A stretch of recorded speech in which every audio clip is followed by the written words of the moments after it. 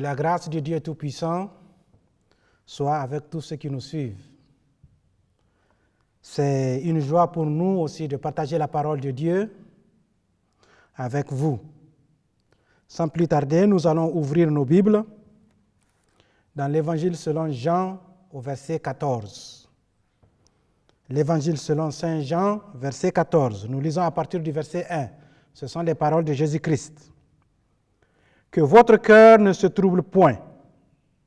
Croyez en Dieu et croyez en moi. Il y a plusieurs demeures dans la maison de mon Père. Si cela n'était pas, je vous l'aurais dit. Je vais vous préparer une place. Et lorsque je m'en serai allé et que je vous aurai préparé une place, je reviendrai.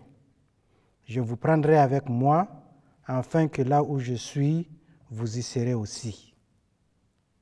Ça, c'est la parole de Jésus-Christ. Il a vécu avec ses disciples quelques années.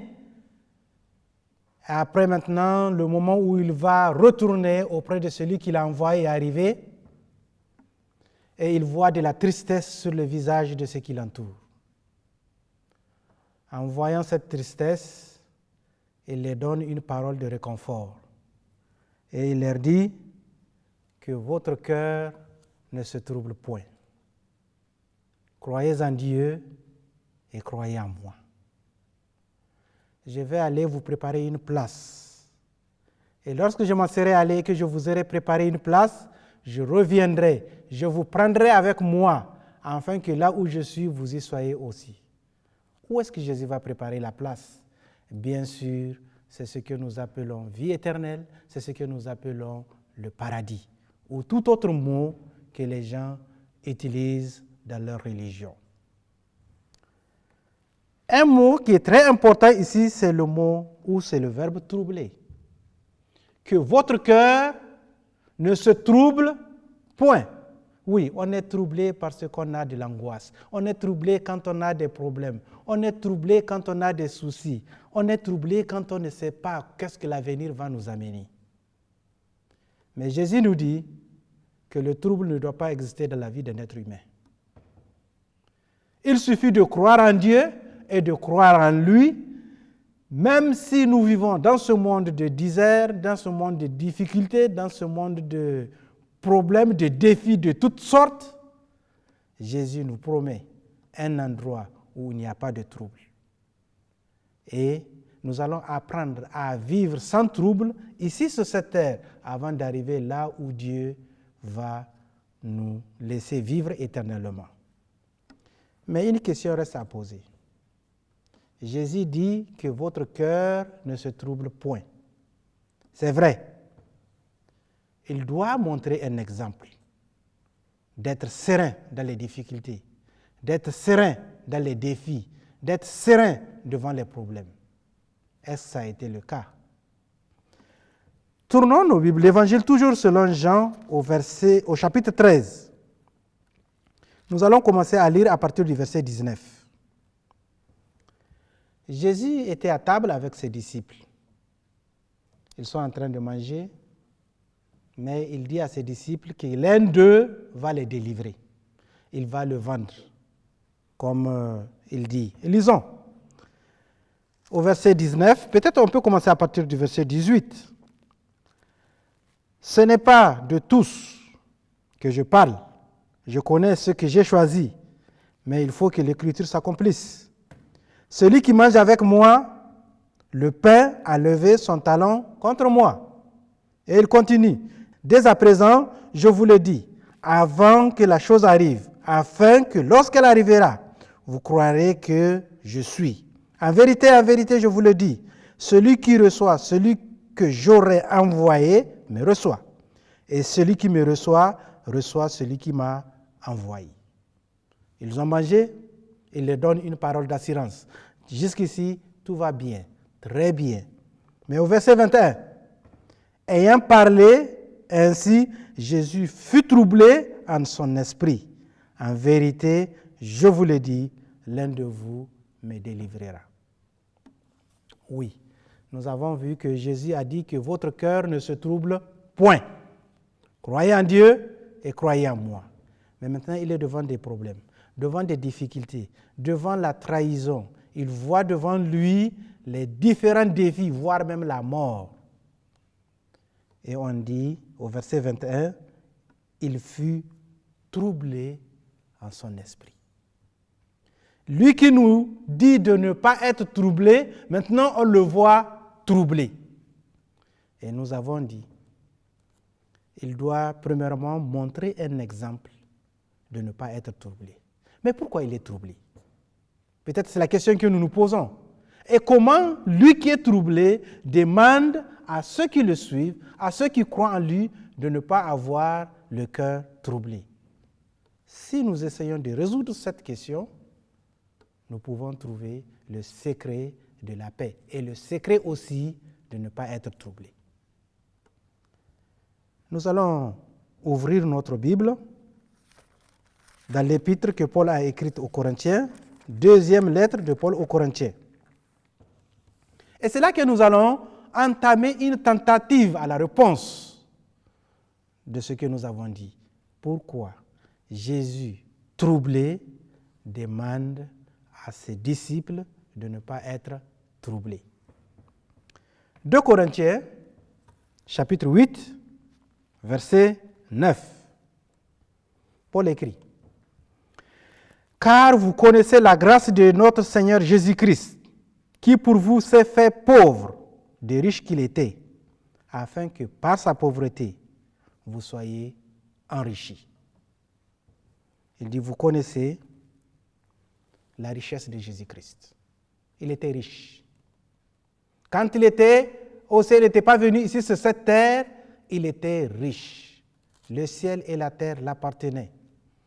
Les anges chantaient ses louanges. Il avait toute la richesse de ce monde. Mais il a abandonné cette richesse. Quand il a jeté un coup d'œil ici sur la terre, et il a vu des hommes, des femmes, des enfants et des vieillards, pauvres, très pauvres, il a laissé cette richesse pour la donner à ceux qui sont pauvres, afin que ceux qui sont pauvres s'enrichissent et que lui qui est riche, il devient pauvre.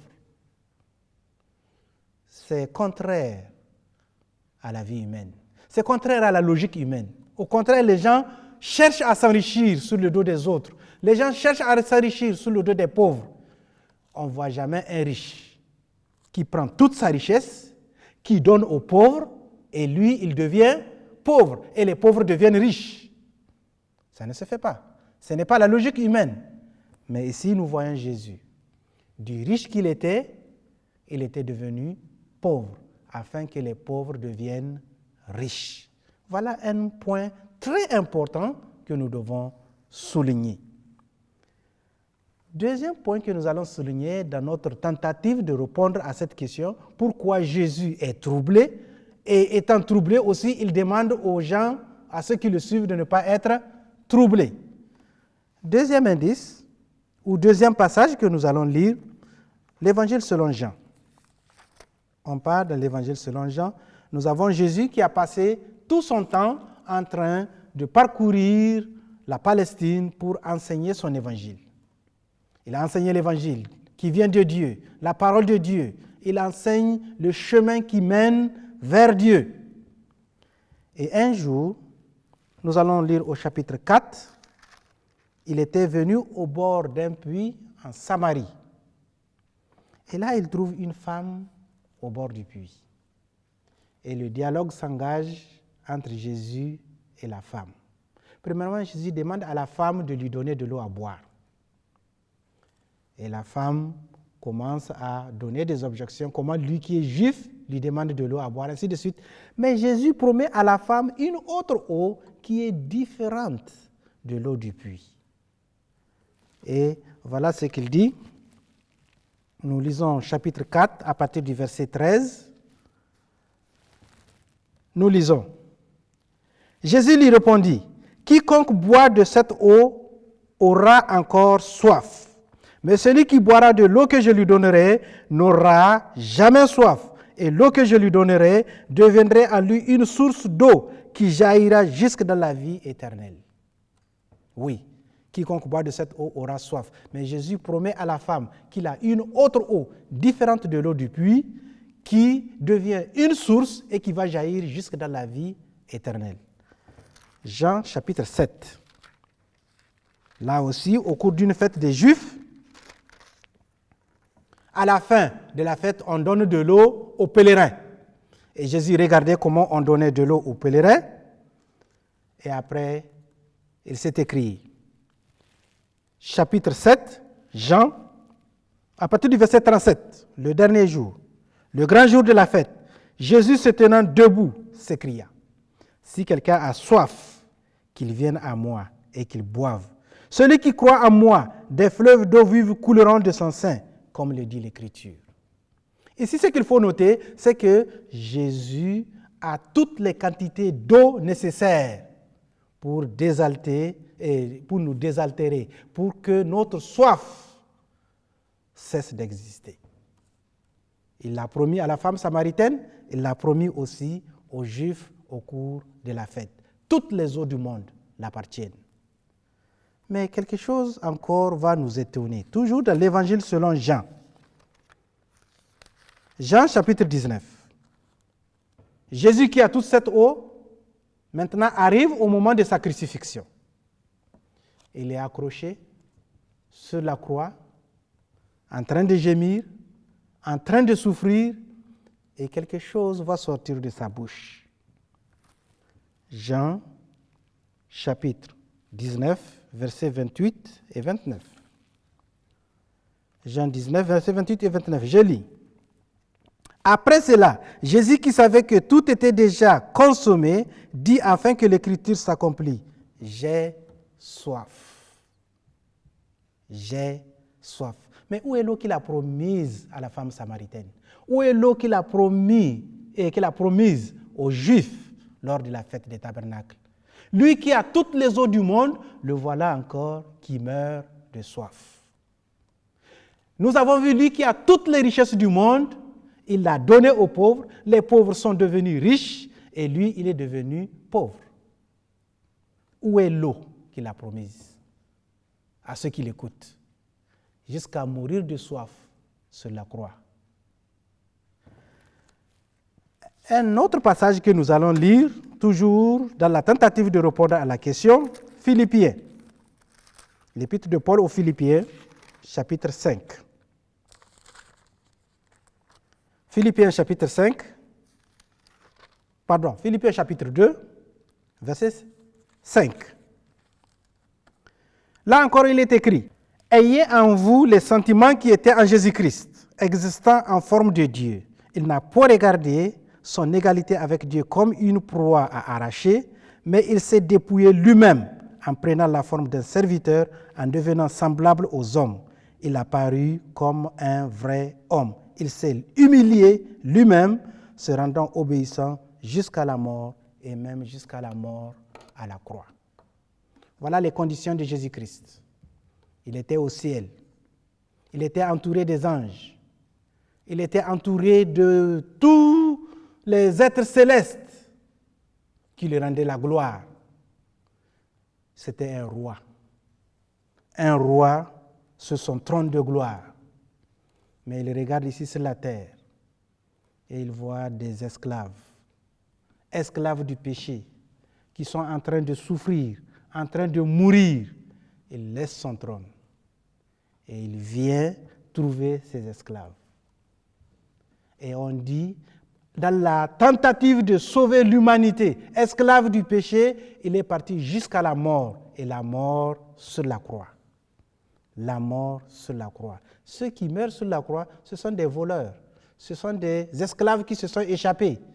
Mais Jésus a suivi cette mort comme un esclave, il a suivi cette mort comme un brigand, il a suivi cette mort afin que les esclaves du péché deviennent rois. Un indice dans notre tentative de répondre à notre grande question. Pourquoi Jésus est troublé? Si nous essayons de reprendre les trois indices que nous avons parlé, premièrement, du riche qu'il était, il s'était fait pauvre, afin que les pauvres deviennent riche. Il a toutes les réserves d'eau au ciel, sur la terre, et partout où on peut trouver une vie quelconque. Cette eau appartient à Jésus-Christ. C'est pourquoi il dit « Je suis l'eau vive ». Il est lui-même cette eau. Mais on le voit sur la croix, en train de mourir, en train de souffrir. De quoi? De la soif. Où est cette eau qu'il a?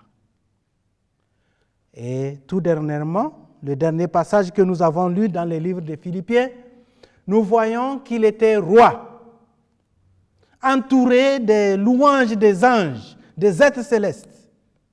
Mais il a tout abandonné. Il est descendu sur la terre où les gens, des esclaves du péché, sont en train de souffrir sous le fardeau de leur péché. Il est descendu jusqu'à eux. Et étant arrivé sur la terre, il est mort comme un esclave, afin que les esclaves deviennent rois.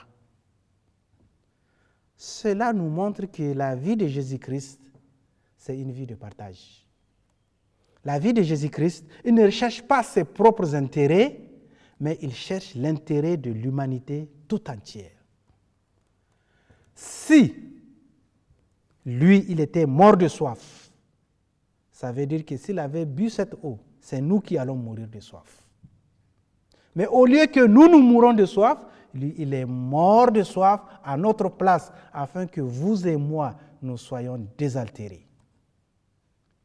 S'il a perdu toutes les richesses du ciel, ce n'est pas parce qu'il ne veut pas les garder, mais l'intérêt de notre propre intérêt l'emporte beaucoup plus que son intérêt propre.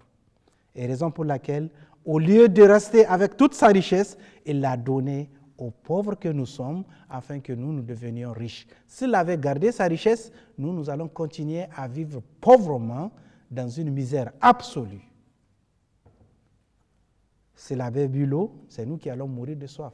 S'il avait gardé sa richesse, c'est nous qui allons devenir pauvres. Nous allons continuer dans la pauvreté éternelle. Et si il n'avait pas quitté le ciel pour venir ici sur la terre, mourir à la place des esclaves que nous sommes, c'est nous qui allons mourir. Ça veut dire que la vie de Jésus-Christ a été en tout temps une vie de partage. Il n'a pas cherché ses propres intérêts, mais il a cherché l'intérêt de ceux qui ont besoin. Et c'est pourquoi, étant troublé, ce trouble aussi, ce n'est pas son trouble, c'est votre trouble. C'est mon trouble qu'il a pris, et c'est ça qui l'a rendu dans cet état. Il n'a jamais péché, il n'a jamais fait du mal, mais le mal que nous avons fait, le trouble que nous avons fait, il l'a pris sur lui-même. Nous étions exemptés de tout trouble pour que lui aussi, nous étions exemptés de tout trouble parce que lui, il l'a porté sur sa tête, il l'a porté sur son dos. Donc la question maintenant que nous avons posée, si Jésus est troublé, ce n'est pas à cause de ses propres troubles, mais c'est à cause de nos troubles, nous-mêmes. Mais laissons Jésus parler lui-même. Jean chapitre 14. Jean, l'évangile selon Jean, chapitre 14. Peu après même ce qu'il dit, c'est lui qui dit que votre cœur ne se trouble point. Croyez en Dieu et croyez en moi. Maintenant, toujours dans ce même chapitre 14, si nous lisons au verset 27, écoutez ce qu'il dit. Je vous laisse la paix. Je vous donne ma paix. Je ne vous donne pas comme le monde donne.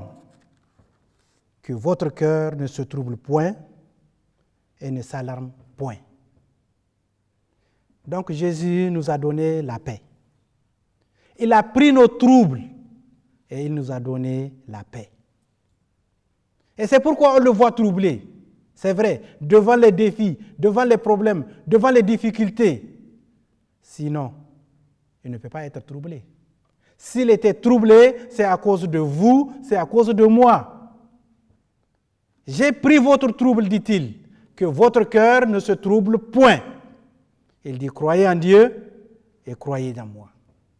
Il y a plusieurs demeures dans la maison de mon Père. Si cela n'était pas, je vous l'aurais dit. Je vais vous préparer une place. Et lorsque je m'en serai allé et que je vous aurai préparé une place, je reviendrai. Je vous prendrai avec moi afin que là où je suis, vous y soyez aussi. Quel don merveilleux!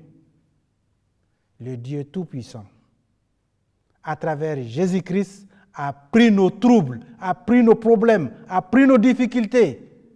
Et il nous demande de ne pas nous laisser emporter par les troubles de ce monde. Du riche qu'il était, il était devenu pauvre, afin que les pauvres deviennent riches. Il a toutes les réserves d'eau du monde, dans le ciel et sur la terre, mais il était mort, assoiffé sur la croix, parce que cette eau, c'est vous et moi qui devons la boire. Et il a laissé son trône glorieux.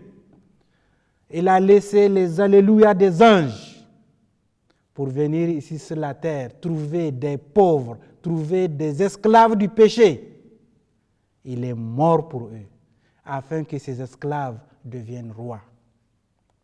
Et c'est pourquoi il peut dire que chacun de vous, au lieu de considérer ses propres intérêts, considère aussi ceux des autres. Jésus n'a pas considéré ses intérêts. Il a considéré l'intérêt de tout le monde entier. C'est pourquoi il a souffert. Il a souffert non pas pour ses propres péchés, mais il a souffert pour les péchés des autres. C'est une question de foi. C'est une question de croyance. Si tu crois de tout ton cœur que Jésus a pris ton fardeau, cela sera ainsi. Et le jour du jugement, il comparaîtra devant le tribunal pour te défendre parce qu'il est notre avocat. Sa parole est notre avocat. Sa parole est celle qui va transformer notre vie et celle qui va nous montrer réellement notre futur. Nous l'acceptons, nous avons la vie. Nous la rejetons, nous n'avons point de vie en nous. C'est pourquoi aujourd'hui, c'est le jour du salut. Qu'est-ce que la Bible dit? Dans le livre d'Éphésiens, nous lisons. Éphésiens chapitre 2, versets 8 et 9. C'est par la grâce que vous êtes sauvés par le moyen de la foi. Cela ne vient point de vous, c'est un don de Dieu, afin que personne ne se glorifie.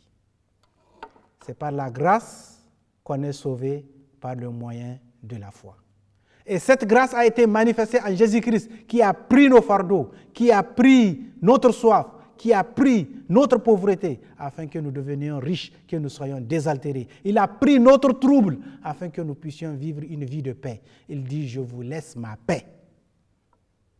Nous aimons la paix dans ce monde. Et non seulement nous aimons la paix dans le monde, mais nous aimons la paix du cœur. Nous aimons la paix dans nos foyers. Nous aimons la paix dans notre assemblée. Jésus-Christ dit, il nous a laissé cette paix et il a pris nos troubles. Si nous l'acceptons, cela devient une réalité dans notre vie. Mais si nous rejetons ce don de grâce offert par Dieu à travers la personne de Jésus-Christ, nous allons continuer à être troublés toute notre vie et aussi continuer à être troublés lors de son prochain retour. Non, Dieu ne veut pas que nous continuions à être troublés, mais Dieu veut que nous soyons transformés par le renouvellement de son esprit. Il veut que nous ayons la paix au fond du cœur. Il veut que nous ayons la tranquillité au fond du cœur. Et c'est pourquoi Jésus est venu pour transformer notre vie. Un auteur de la Bible qu'on appelle Ésaïe, il a écrit Ésaïe chapitre 53, c'est un chapitre connu de tous ceux qui lisent la Bible. Vraiment, ce passage est très connu.